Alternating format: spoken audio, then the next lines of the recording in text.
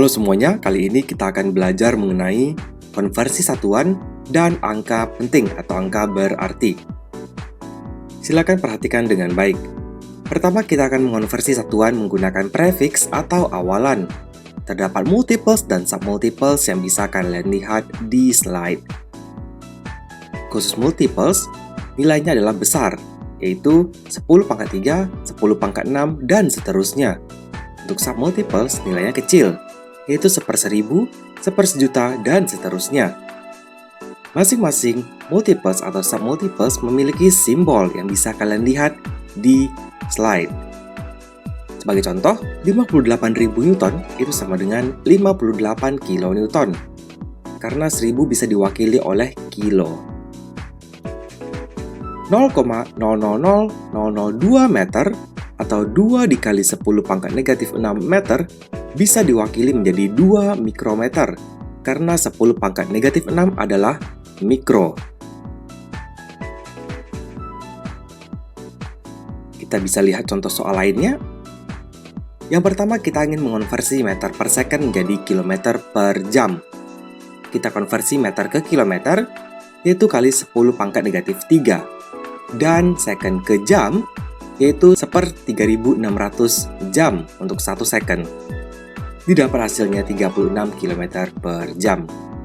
Dengan cara yang sama kita bisa lihat untuk contoh soal 2 dan 3. Silakan diperhatikan, jika ada pertanyaan silakan tanyakan via grup ya. Next, untuk konversi satuan yang kedua. Nah, ini tidak menggunakan prefix, jadi seringkali saya menemukan siswa agak sulit untuk mengonversi besaran-besaran yang seperti ini. Dalam sudut misalnya, contohnya 60 derajat, apakah dikali atau dibagi? Nah, kadang-kadang ini membingungkan ya. Solusinya adalah kita bisa menggunakan yang namanya faktor konversi. Faktor konversi memiliki nilai sama dengan 1. Tapi kita harus tahu dulu nilai yang setara. Pada kasus ini, 1 putaran sama dengan 360 derajat sama dengan 2 pi radian seperti yang telah kita pelajari sebelumnya. Karena pada bagian soal ada derajat, maka bagian bawah atau penyebut faktor konversi harus berupa derajat agar bisa cancel atau menjadi 1. Didapat hasilnya adalah 1/3 pi radian. Untuk contoh soal yang kedua, karena atasnya adalah radian, maka kita harus menggunakan penyebut dari faktor konversi yaitu radian, sehingga dia bisa saling cancel atau menjadi 1. Didapat hasilnya 81 per pi radian. Contoh soal lainnya bisa kalian lihat di sini. Kita menggunakan faktor konversi yaitu 140 gram per 320 beri. Karena 140 gram setara dengan 320 beri. Silakan diperhatikan jika ingin melihat lebih lanjut. Next, kita punya angka penting. Nah, angka penting menunjukkan seberapa teliti hasil suatu pengukuran. Untuk pengukuran sendiri, kita akan pelajari di lesson berikutnya. Di sini saya punya neraca A, B, dan C untuk mengukur massa donat. Neraca A membaca 38 gram, neraca B 38,2 gram, dan neraca C membaca 38,21 gram. Dari 3 neraca ini, kita bisa menentukan berapa sih banyak angka penting pada masing-masing bacaan. Tentu saja, semakin teliti, semakin banyak angka penting yang terdapat dalam hasil pengukuran tersebut. Untuk neraca A, kita punya 2 angka penting. Neraca B, 3 angka penting. Neraca C, 4 angka penting. Tadi kita sudah menentukan banyak angka penting berdasarkan hasil pengukuran. Tapi bagaimana jika kita hanya disuguhkan hasil pengukuran tanpa kita mengetahui instrumen yang digunakan? Nah, ada beberapa aturan angka penting yang harus kita pelajari. Aturan pertama, semua angka bukan 0 merupakan angka penting. Bisa dilihat contohnya, radius bumi 6378 km memiliki 4 angka penting. Aturan kedua, angka 0 di tengah angka bukan 0 merupakan angka penting. Yang agak ribet adalah angka 0 ini. Angka 0 bisa merupakan angka penting atau tidak, tergantung kondisinya. Untuk aturan 2, Jika dia di tengah-tengah, maka merupakan angka penting. Pasti dong ya. Aturan ketiga, dalam desimal berkoma, semua angka 0 setelah angka bukan 0 merupakan angka penting. Misal 2,50 gram. Nah, ini 3 angka penting ya, karena instrumennya juga bisa membaca sampai 1/100 gram. Nah, bisa kita lihat di sini, jika kita punya kuat arus listrik 57 mA atau 2 angka penting, ketika kita mengubahnya menjadi ampere, apakah angka pentingnya berubah? Tentu saja tidak ya. Nah, jadi untuk 0, di depan angka pada bilangan berkoma, tidak termasuk angka penting. Untuk kasus yang ini, kita punya 2 angka penting, tetap tidak berubah. Untuk contoh soal di bawah, 0,082 juga memiliki 2 angka penting. 0 di depan bukan merupakan angka penting. Selanjutnya kita membahas aturan kelima terkait 0 di belakang angka bukan 0. Kita lihat di sini 7.500 kg. Ada 2 angka penting, 3 angka penting, atau 4 angka penting, tergantung instrumen yang digunakan. Jika kita tidak tahu instrumen yang digunakan seperti apa, kita hanya bisa bilang 2 atau 3 atau 4. Ketiga-tiganya benar. Nah, untuk mengatasi keambiguan ini, maka lebih baik angka-angka tersebut dinyatakan dalam bentuk notasi ilmiah. 7,50 kali 10 pangkat 3 kg jika kita ingin menuliskannya dalam 3 angka penting.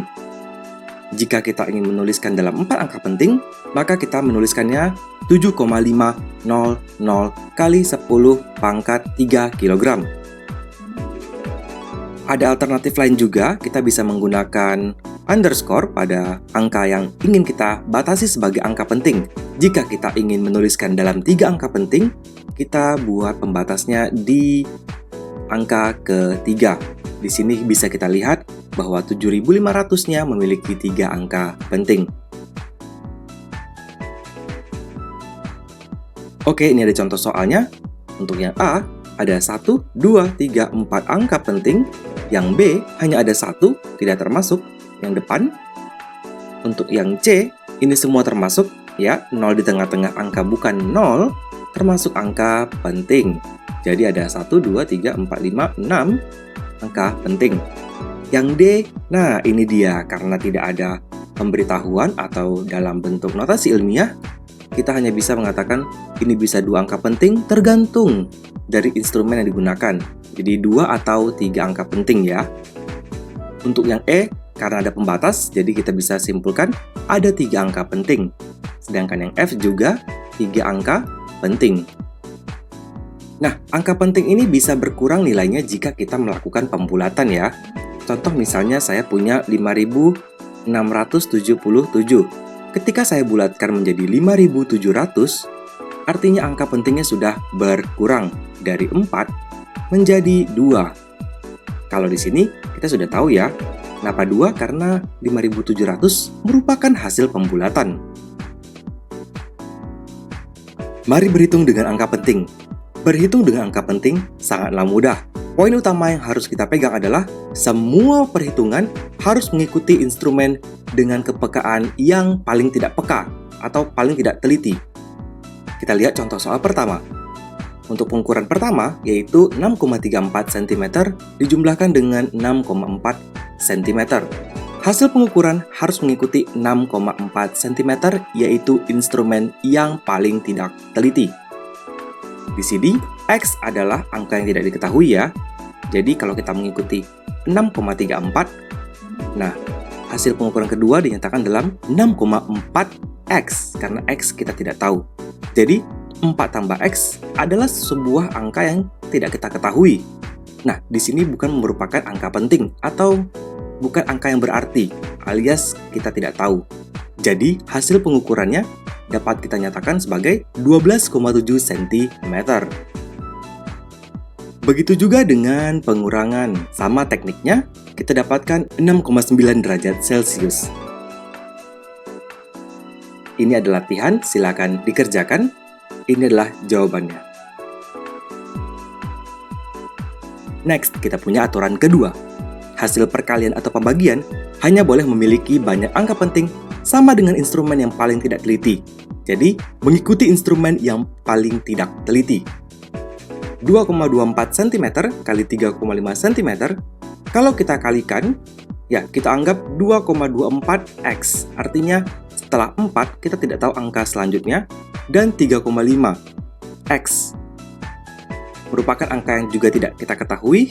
Kita operasikan, kita dapat 7,8 cm kuadrat. Ini adalah pembuktian kenapa hasil perkalian atau pembagian itu hanya boleh memiliki angka penting yang paling sedikit. Oke, dalam perkalian angka penting juga kita harus mengetahui ada yang namanya bilangan eksak dan bilangan penting. Bilangan penting diperoleh dari hasil pengukuran, sedangkan bilangan eksak adalah bilangan yang sudah pasti nilainya, tidak terukur. Misal 7,5 akar 3 pi. Jadi, untuk bilangan eksak, angka pentingnya tidak terhingga, alias contoh soal, kita punya massa telur 49,6 gram. Kalau saya tanya massa satu lusin telur, tentu satu lusin isi 12 ya. 12 ini adalah bilangan eksak yang memiliki jumlah angka penting tidak terhingga. 3 dan tidak terhingga, tentu yang paling sedikit 3 kan? Nah, hasil akhirnya harus dinyatakan dalam 3 angka penting, yaitu 595 gram. Ini adalah latihan, silakan dikerjakan, dan ini adalah jawabannya.